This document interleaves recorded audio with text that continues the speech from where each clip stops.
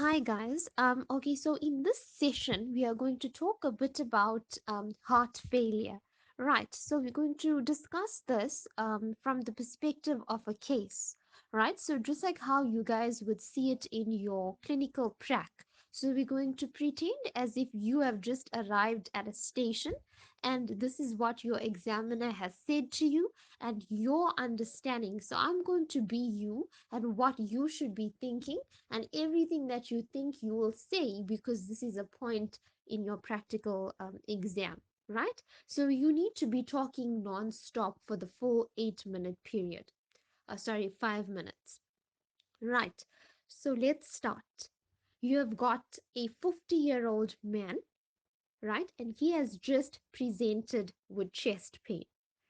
So, chest pain is the key symptom in this case, right? That is the main presenting complaint.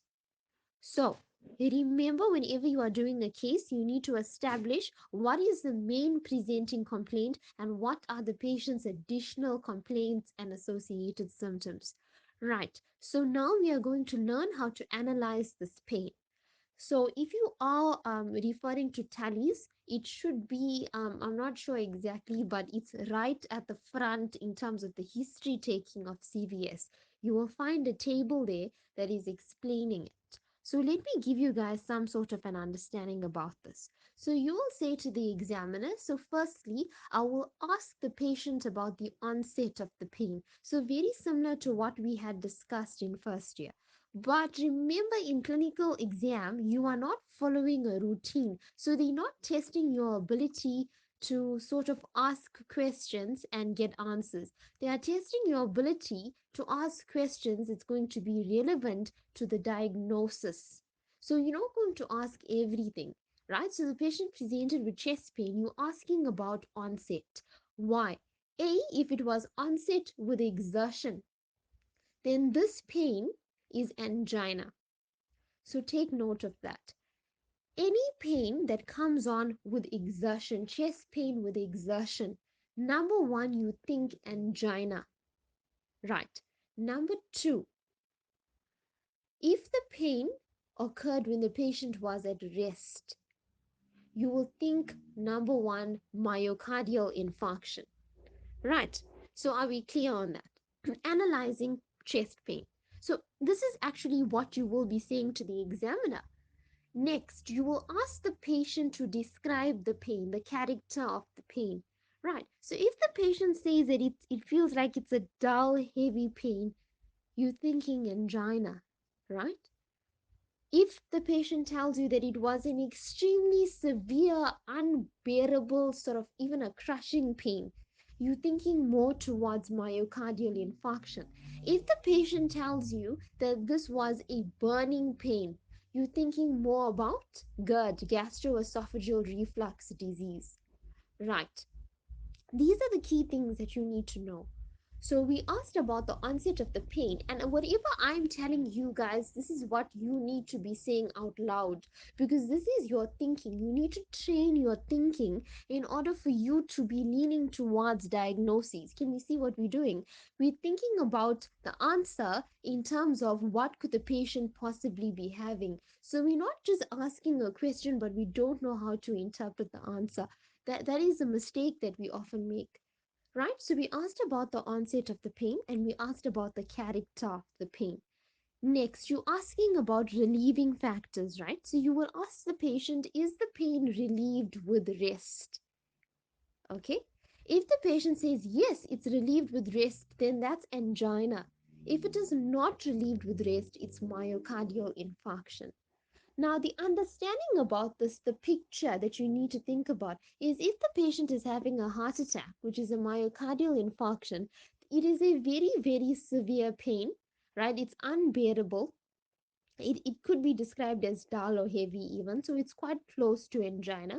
But the distinguishing factor is that it occurs at rest. And with angina, it occurs with exertion. With a myocardial infarction, the patient often has associated symptoms, which is nausea, vomiting, sweating. But with angina, there's nothing. So when you think about angina in your head, you must just picture a person that's exercising or doing something heavy. But remember, this is not always the case, right? We're just helping ourselves to remember. So you're picturing a patient that is exercising or doing something heavy, and then when they stop, they feel better, right? They don't have any other symptoms. They don't have associated symptoms like nausea, vomiting, and sweating, right? Now, with a myocardial infarction, it is rapidly relieved, as we said, with nitroglycerin. So that is something important to remember, that if a patient is having an MI, nitroglycerin generally um, helps to relieve the pain. And the understanding behind it is that it causes vasodilation, that nitrates produce vasodilation. Right. And the next thing that we need to sort of take note of, so we said, let's talk about the character. We asked the patient about that. We asked the patient about the onset, which means what were they doing, and the relieving symptoms. The next thing is we are asking about the site. So you can ask about the site, and generally the patient will point to the center of the chest. So in that case, you will say to the examiner that the patient is experiencing a retrosternal chest pain. Right, so that means that it's a central chest pain.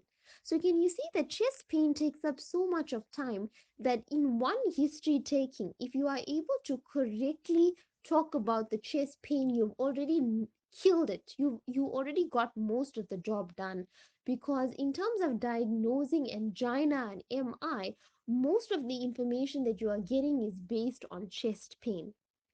Right. Now, the next thing we need to ask the patient, so we've discussed all of that, associated symptoms, character, the onset, all of that. The next thing is radiating factors, right? So the pain will radiate in an MI. It generally radiates to the left arm, to the neck, and the jaw. But that does not mean to say that it's not going to radiate to any other part of the body, because remember that every patient is different, and not everything is by the textbook.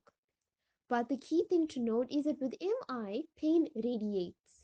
With angina, it doesn't. So when you're picturing it, you're picturing angina is very basic and boring, because there's nothing that's happening. The patient is exercising, they got the pain, they're resting, the pain is gone. There's nothing to worry about. But with MI, there's everything. It is a heavy retrosternal chest pain. It occurred on rest. They are basically, it is relieved by nitroglycerin. The patient is sweating, has vomiting, and the pain is radiating. They've got the associated symptoms. So everything is happening there with the MI. Now, if the examiner asks you to distinguish this pain from gastroesophageal reflux disease, the character of GERD is a burning pain, because remember, you've got acid that's coming up. Right. And with the onset of GERD, the onset of GERD is different from angina, we said on exertion, and MI, we said at rest. So GERD comes on generally when the patient is in the supine position. Remember that.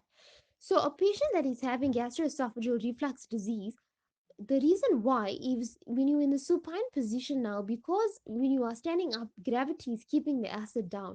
When you are lying down, the acid is able to come up. Therefore, you will find that doctors will tell patients that have got GERD to elevate the head of the bed, to put bricks under the bed, because that will help the patient's symptoms. So the onset is when the patient is in the supine position for GERD. That is the difference. Okay. So, is everybody comfortable with understanding that chest pain? But there are other causes of chest pain, and I'm going to briefly mention this one because I find that it comes up quite a lot in questions. An aortic dissection, right? So, what is an aortic dissection? Aortic dissection is basically where you have tearing, there's actual physical tearing of the wall of the aorta. So you have blood that is between that tunica intima and tunica adventitia. That's what's happening. So you have blood that is now not just in the lumen of the blood vessel, but picture it moving through the actual layers of the blood vessel. that causes an aortic dissection. And with an aortic dissection, there's three things. There's just three things that you need to remember about it. Number one, it's instantaneous in onset. That means that you could be doing something, you could be normal, and suddenly that sharp pain comes on. So, number one, we said, is that it's instantaneous in onset, and number two, it's a tearing sensation. Okay, so that's one and two. It's literally a tearing sensation because, as we said, the wall of the blood vessel is being torn. And then the third thing that you need to remember is that this radiates to the back. So, the three things about an aortic dissection, which we just explained, and remember, these dissections can occur because of many reasons, and generally, it's due to congenital abnormalities that can produce it. Many causes that would produce vascular abnormalities, whether it's hypertension, aneurysms. Right, so the thing to remember there is that it's a sharp tearing pain, it's instantaneous in onset, and the pain radiates to the back. So it is a very, very severe pain in aortic dissection. It's extremely excruciating. So now these are the basic things to understand about chest pain. MI, angina, GERD, aortic dissection. There are a lot of other things that you will come across, such as localized pain in terms of muscle pain, lots of other things, but we're not going to go through them now because we just looked at the CVS causes. We will discuss a little bit more about symptoms in terms of rest when we move on to that section. But ultimately, it all ties in together. But these are the key causes of chest pain that you need to know. So that's what we've covered, and then we will now move on to understanding heart failure, because you can't go on to heart failure if you don't know the basic symptom analysis of chest pain, right? So I hope this sort of helped to give you an understanding and to maybe even help.